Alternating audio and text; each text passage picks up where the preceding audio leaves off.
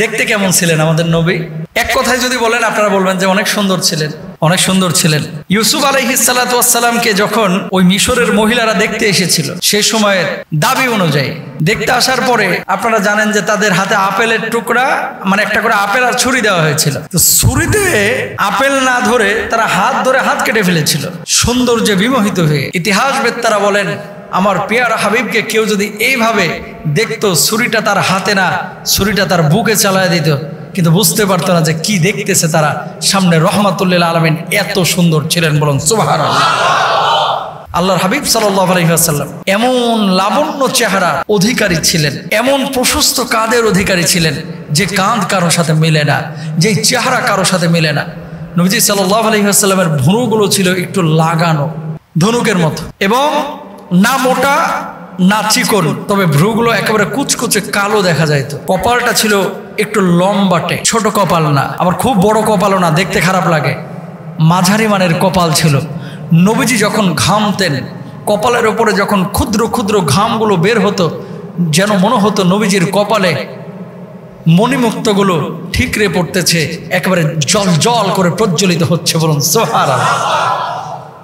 আমার পেয়ারা হাবিবের কাঁধটা ছিল প্রশস্ত, বুক থেকে নিয়ে নাভি পর্যন্ত একটা সরু পশমের রেখা ছিল। নবীজির চোখগুলোর না ছিল ডাগর চোখা, না ছিল একেবারে ছোট, মধ্যম মানের। চোখের মনির চারিপাশ ছিল একেবারে শুভ্র সাদা, কোনো লাল অথবা কালো ভাব ছিল না, তবে চোখের মনিটা ছিল একেবারে কুচকুচে কালো। নবীজি সাল্লাল্লাহু আলাইহি ওয়াসাল্লামের চেহারাটা না ছিল একেবারে সাদা, না ছিল লালচে, না ছিল শ্যামবর্ণের, মাঝারি গড়নের। কেমন আকার আকৃতি?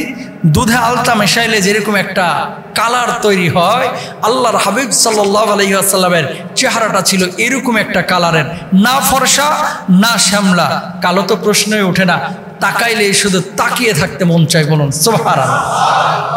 একজন সাহাবী নবীজি সাল্লাল্লাহু আলাইহি ওয়াসাল্লামের ব্যাপারে বর্ণনা করতে গিয়ে তিনি বলছেন যে আল্লাহর হাবিব সাল্লাল্লাহু আলাইহি ওয়াসাল্লামের দিকে জাবির ইবনে সামুরা রাদিয়াল্লাহু তাআলা আনহু থেকে বর্ণিত, তিনি বলছেন আল্লাহর হাবিব সাল্লাল্লাহু আলাইহি ওয়াসাল্লামের মুখ ছিল প্রশস্ত, চোখের শুভ্রতার মাঝে কিছুটা লালিমা ছিল, পায়ের গোড়ালি স্বল্প মাংসল ছিল।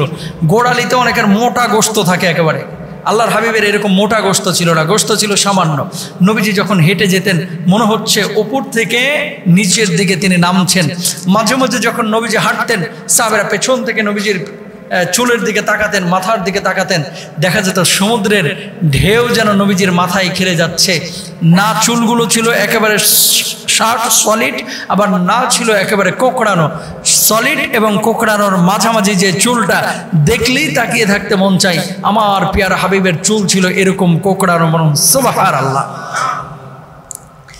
জাবির ইবনে সামুরা রাদিয়াল্লাহু তাআলা আনহু তিনি বলছেন একবার পূর্ণিমার রাতে নবীজি সাল্লাল্লাহু আলাইহি ওয়াসাল্লামের চেহারার দিকে তাকানো হলো স্নিগ্ধ আলোতে, যে নবীজিকে বেশি সুন্দর লাগছে নাকি পূর্ণিমার চাঁদকে বেশি সুন্দর লাগছে। দেখা গেল নবীজির চেহারাটাই বেশি সুন্দর মনে হচ্ছে। পূর্ণিমার চাঁদ নবীজির সাল্লাল্লাহু আলাইহি ওয়াসাল্লামের চেহারার কাছে ফিকে হয়ে গেছে। পূর্ণিমার চাঁদের চাইতেও আমার নবীজি বেশি সুন্দর ছিলেন, এত সুন্দর ছিলেন তিনি। শরীরে এক্সট্রা কোনো মেদ চর্বি ছিল না, বুকের সাথে পেটটা ছিল একেবারে লাগানো, পিঠের মধ্যে কোনো এক্সট্রা গোশত ছিল না, পিঠের সাথে চামড়াগুলো ছিল লাগানো।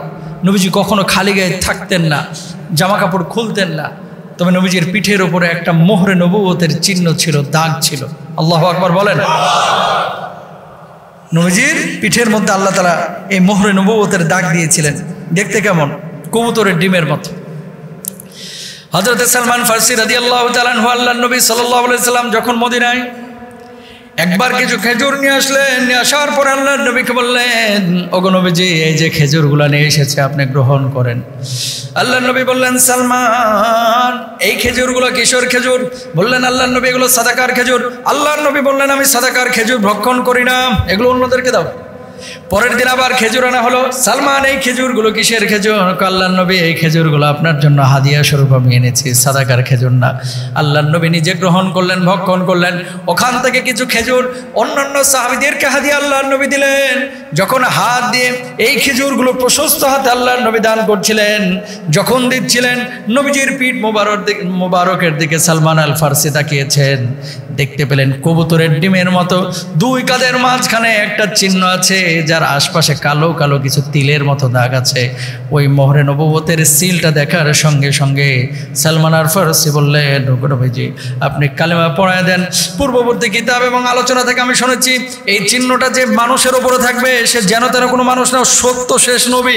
আপনি আমার কালেমা পড়ায় দেন, আমি বুঝে গেছি আপনি হচ্ছেন রহমাতুল লিল আলামিন। আল্লাহু আকবার। সাথে সাথে তিনি কালেমা পড়লেন, আশহাদু আল্লা ইলাহা ইল্লাল্লাহ ওয়া আশহাদু আন্না মুহাম্মাদান আবদুহু ওয়া রাসূলুহু। ইসলাম কবুল করলেন। মোহরে নবুয়ত দেখে বলুন সুবহানাল্লাহ। কবুতরের ডিমের মতো।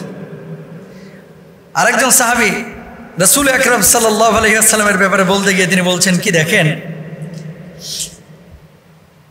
হযরত সাইব ইবনে ইয়াজিদ রাদিয়াল্লাহু তাআলা আনহু থেকে বর্ণিত, তিনি বলছেন একদিন আমার খালা আমাকে নিয়ে আল্লাহর হাবিব সাল্লাল্লাহু আলাইহি ওয়াসাল্লামের কাছে গেছেন। তার খালা কার কাছে নিয়ে গেছেন? নবীজির কাছে। নবীজির কাছে নিয়ে যাওয়ার পরে বলছেন, ওগো নবীজি, আপনার মুখে তো বারাকা আছে, ছেলেটা অসুস্থ, আপনি একটু চিকিৎসা করে দেন, মানে ঝাড়ফুঁক করে দেন। নবীজি সাল্লাল্লাহু আলাইহি ওয়াসাল্লাম তাকে ঝাড়ফুঁক করে দিলেন। আলহামদুলিল্লাহ সুস্থ হয়ে গেলেন। এখন নবীজি ওযু করবেন। নবীজি ওযু করার পরে এক্সট্রা যে পানিটা ছিল এই পানিটা নিয়ে ছেলেটা খেয়ে ফেললো। যখন নবীজি সাল্লাল্লাহু আলাইহি ওয়াসাল্লাম ওযু করছিলেন, ওযুর অবশিষ্ট পানি পান করলাম, তার পেছনে গিয়ে দাঁড়ালাম, সঙ্গে সঙ্গে তার দু কাঁধের মধ্যস্থ মোহরে নবুয়তের দিকে আমার দৃষ্টি পড়ে যায়, যা দেখতে পাখির মানে কবুতরের ডিমের মতো।